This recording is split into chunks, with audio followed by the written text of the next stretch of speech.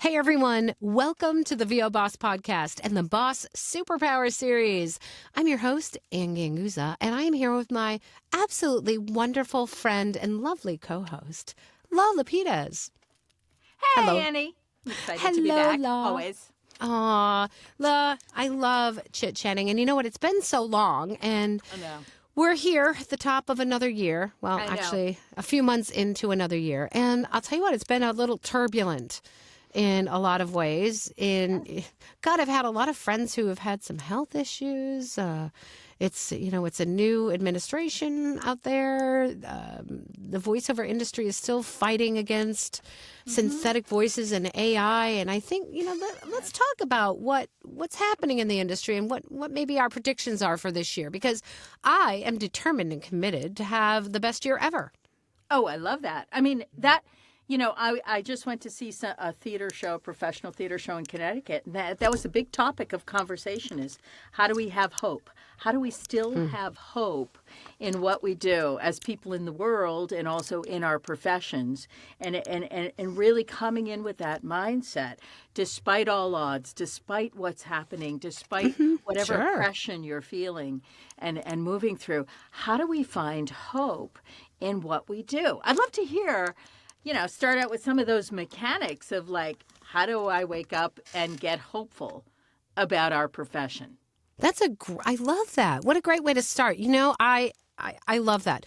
So I think that now more than ever, we need self-love, right? We need self-love. We need to find the things that we're grateful for in our lives, and we need to have our community.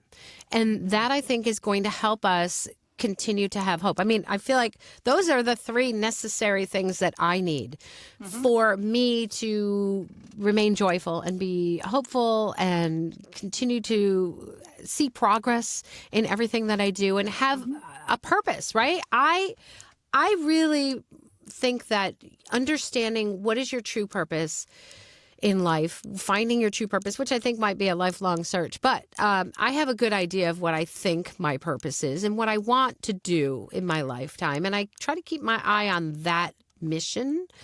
And that keeps me, and along with people who I love and who love me. And that keeps me hopeful. That's great. I also feel like the next step for me is to start with that and then to take action. Because for me, I'm very much an action-based, execution-based person. So I wouldn't be happy staying in a zone where I have a thought, I'm excited about the thought, or I'm connected to something larger than myself. I'm really investigating that thought, but now I want to do something. Yeah. And now in that action, now you have to execute. Now you have to execute. I love that. Well, that's like I think that's a natural progression for anybody that wants to realize their goals, is that, you can write them down all you want, right? But you've got to take steps and have action. So in our industry, that is the question. How do I go ahead and take a step every single day? Whatever is going on in the industry, we see a lot of moves and changes in the industry. How do I take a step every day towards being hopeful and towards being optimistic and towards really something that's action-based? That's the question of the day. I think number one, if we step back and we take a look and we realize that we are indeed not just creatives, but we are entrepreneurs. We are business builders. First of all, take solace and give yourself props and be prideful in the fact that you are a business entrepreneur. And bar none, if the voiceover industry dropped tomorrow, right?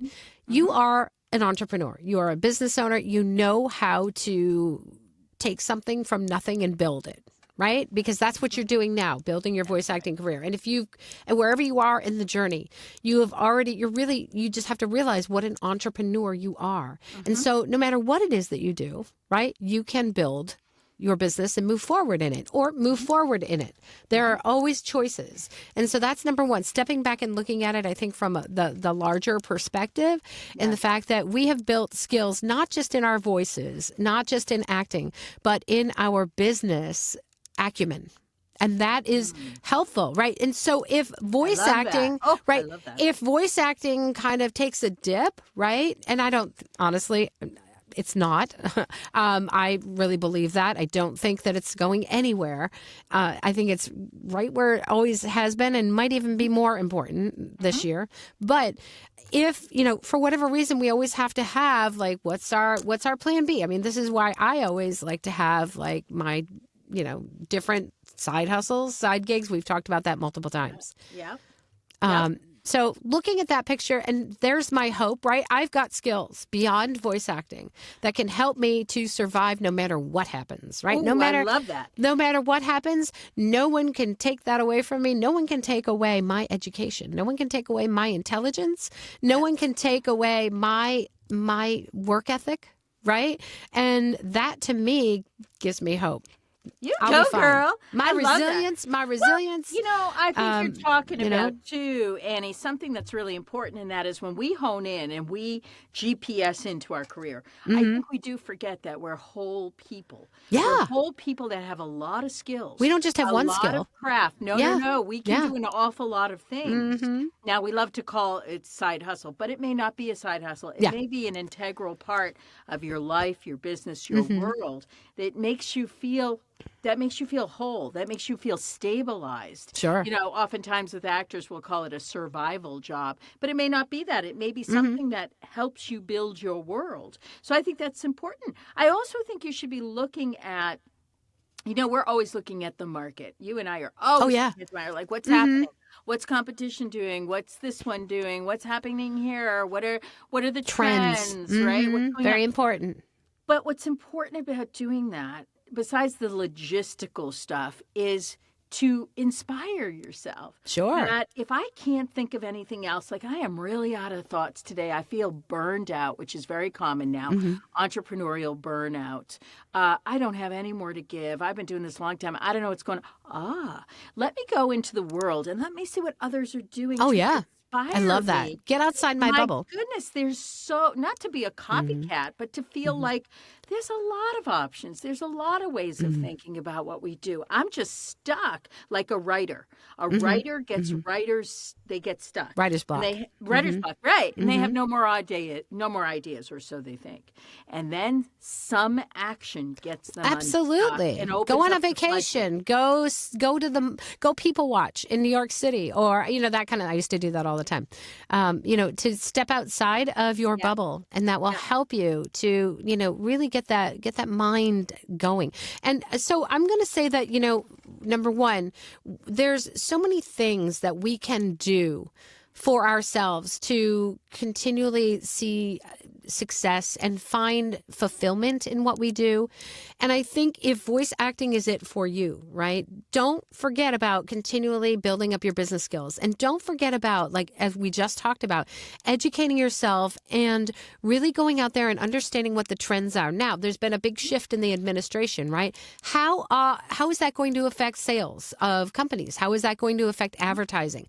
There's so much we can go out there and learn, right? And we don't know it all right away. I don't know it all right away, but I can certainly see that there's probably going to be trends now, depending on what we're talking about. In the corporate world, we're going to be talking slightly differently. A few years ago, what was a big trend was, DEI. And, no matter what you think about DEI, diversity, equity, inclusion, is how are people going to be talking about that today? How are people in the energy industry going to be talking? Is it going to be sustainability these days? Is it going to be alternative energy, or is it going to be fracking? Is it going, and again, like I'm saying, understanding, you don't always have to be in agreement with these things, but understanding where the trends are going and how companies are speaking. If you want to work in that world, right, you have to at least be educated on how that world it wants to talk to its clients or potential clients, because you will be representing that world with your voice. And so, again, I'm not suggesting that you have to agree with any of it. But again, that's also like, what is your moral compass? Would you work for a company that, maybe is no longer concerned about sustainability, or, that's not in their agenda? I mean, there's so many people going back and forth on different companies that based upon their policies, right? Oh, I don't want to, buy from this company anymore because they no longer support this particular idea or this particular policy. And so that's okay. But just... And I'm going to tell you, I've had so many people are like, I don't want to look, I can't, and they want to like shy away. But I'm going to tell you, look enough so that you can be educated, right? Because you got to survive. You got to survive in this world. And I'm very, very confident that you will be able to survive in this world. But you have to remain educated and informed. Great advice, Annie. Yeah. Great advice. And, it's interesting. I had a talent I was coaching the other day, and she said, I'm very interested in medical. I want to do medical work. I'm interested in that. I have a background. I said, great. I simply hopped on Google with her. And I looked up, and sure enough, and she said, I can't get into it. It's very hard to get into. I've been trying to knock down the doors. I don't know how to direct market. I'm stuck. Now, that is not my forte. And I was honest with her. I said, that's not my forte, but let's have fun together. Let's go on Google.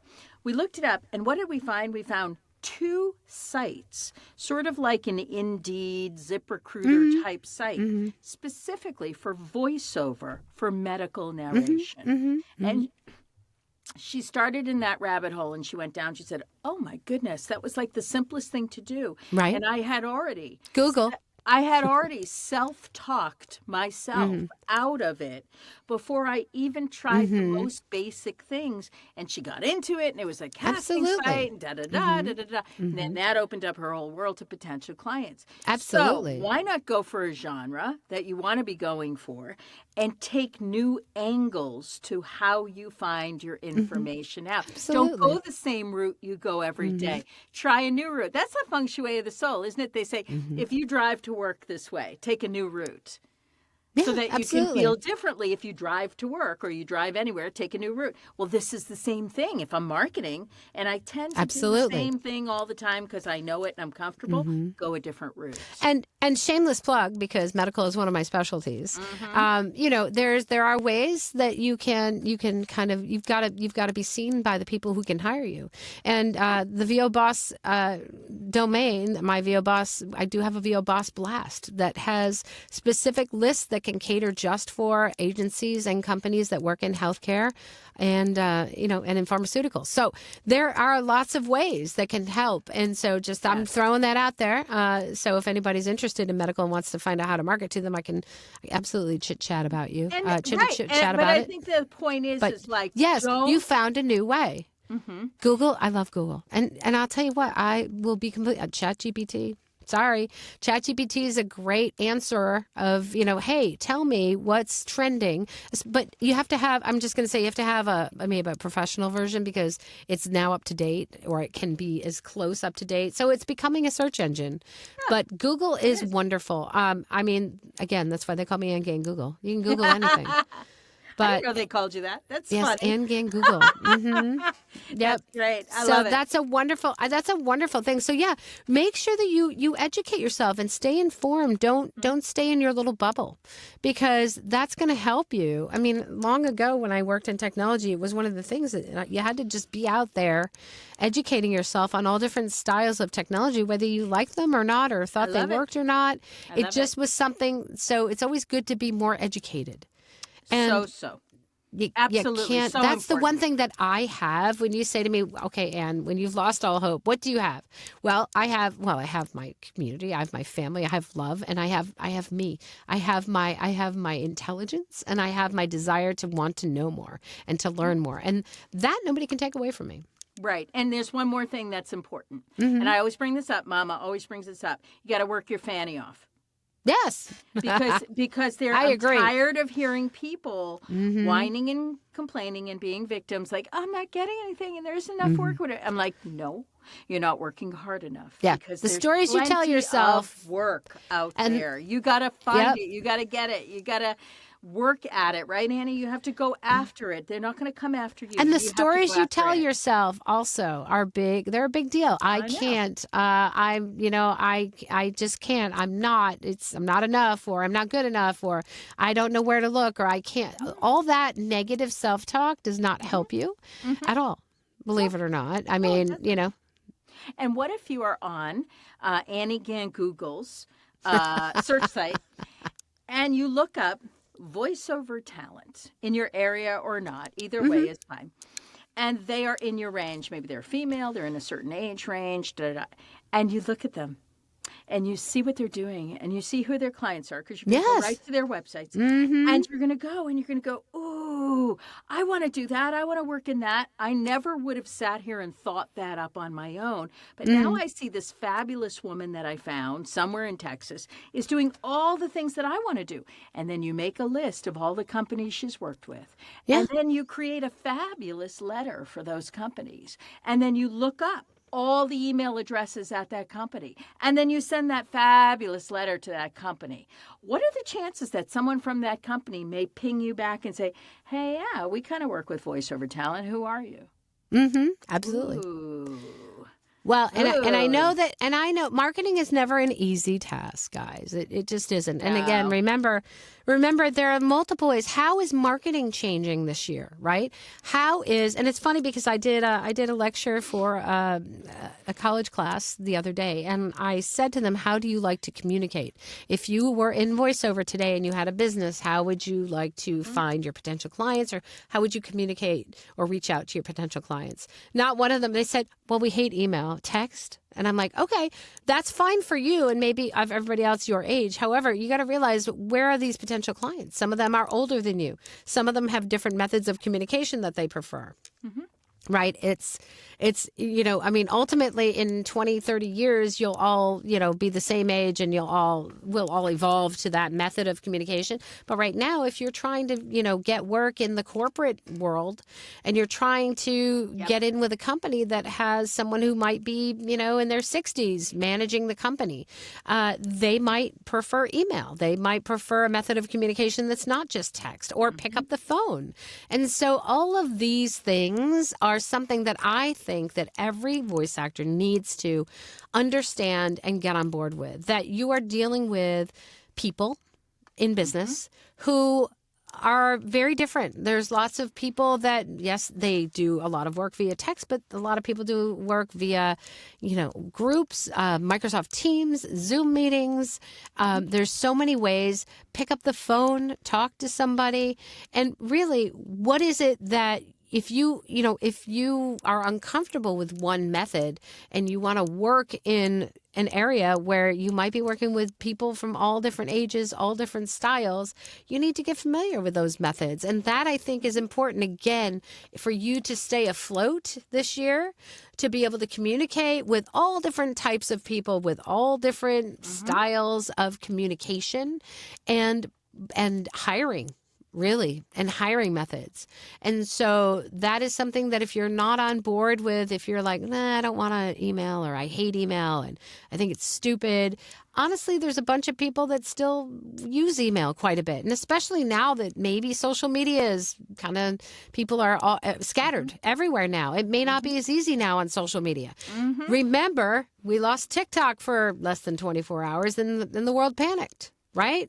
All these people who had put all their eggs in one basket. So don't put all your eggs in the texting basket if you're young, right? Don't put all your eggs in the, as a means of communication or getting work, right? There's multiple ways that you can get work, multiple ways you can communicate and make your product known to people. That's great advice. Yeah. It's so client-centered, which I love about it. And I think whole generations of people need to keep that aware, that that the mode of communication you need to keep open, whether it's a telephone, a text, an email, a DM, you need to keep that open. And what your client or your rep is comfortable with is ultimately what you have to get comfortable with. And most agents do not want you texting them. Yeah. They're going to work on email. Isn't that if you true? don't want to work on email, you're not going to be able to get reps. It's as simple as that, right? And if you 'Cause don't that's the check your mode. email, you could lose out on jobs. If you don't Yeah. check your voicemail, believe it or not, I mean, I have people that leave me voicemail still.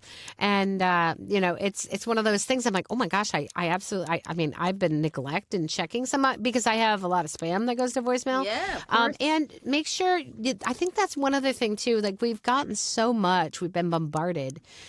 Email, voicemail, text, and they're spam, right? Because people are trying to get in touch with us. And so make sure you're checking your spam as well to make sure somebody hasn't reached out to you that wants a potential connection to, That's right. Maybe offer you a job. And not Now- only that, but if you don't like email, you're really in trouble because agents will expect you to answer within a reasonable amount of time, which is a matter of hours, not days on email. So you can miss out on that job. And you have to be adept at utilizing technology when you're submitting auditions. You have to make sure that you understand how to submit an audition. We've run our audition demolition multiple times. I'm running now a scholarship submission where people are like, I don't know how to submit. And I'm like, well, you've got to read the instructions. So guys, get yourself familiar with all different styles and ways of communicating and handling files and audio and that sort of thing.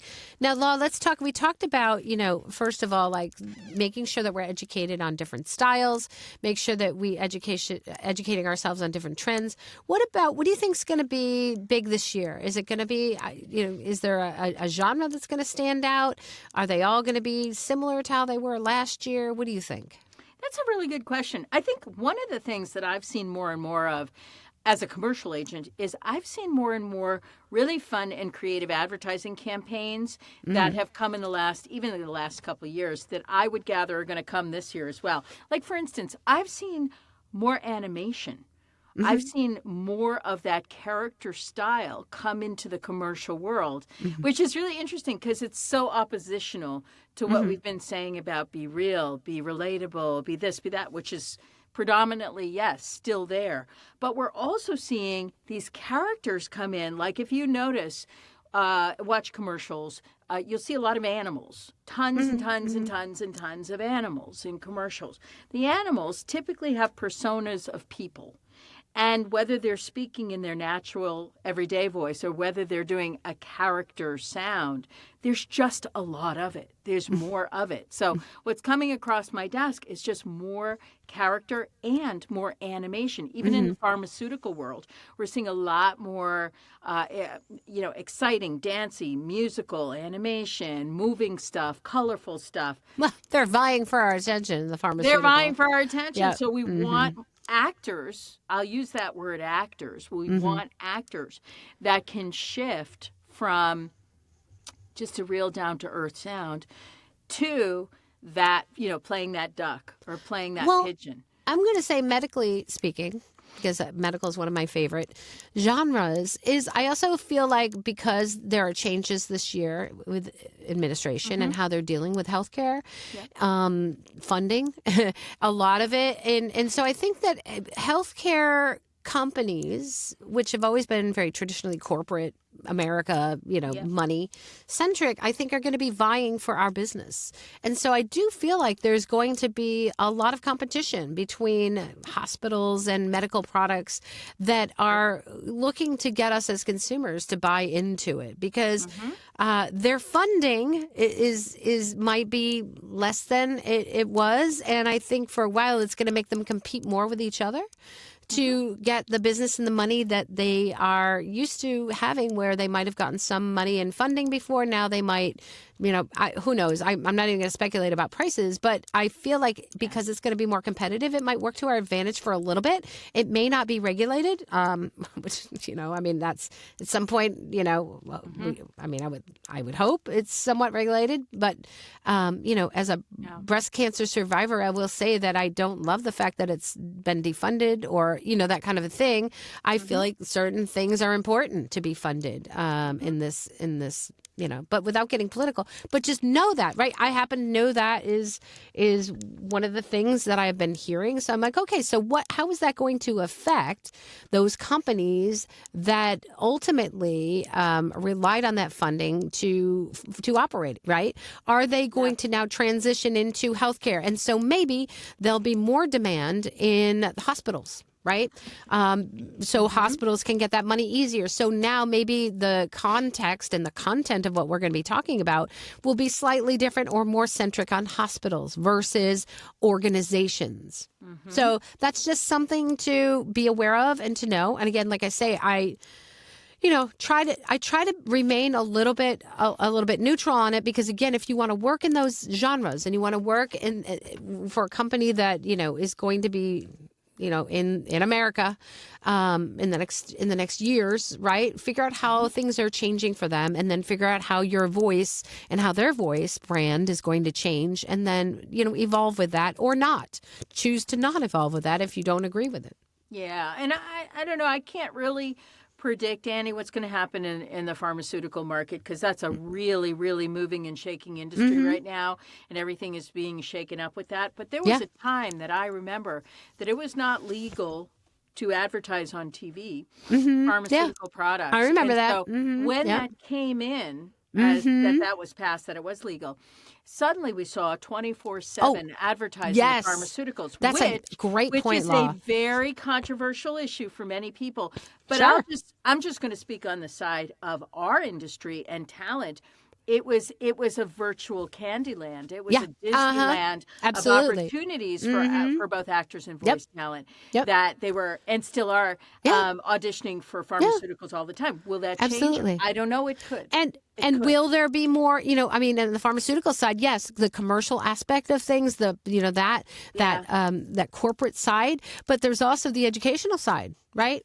Again, how is that going to evolve? How is that going to change? Right. And so keep your eyes open. I think my best advice would be, for talent to keep your eyes open and to really be as educated as you can without, suffering consequences of maybe getting too much division or toxicity from your news source or your social media, wherever you get that from.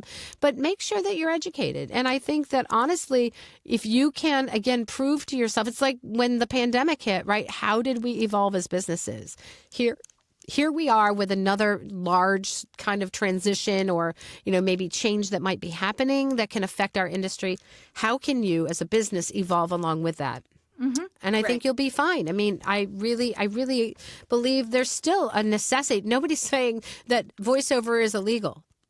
I'm just going to say it. Like, voiceover is not illegal. So therefore, right?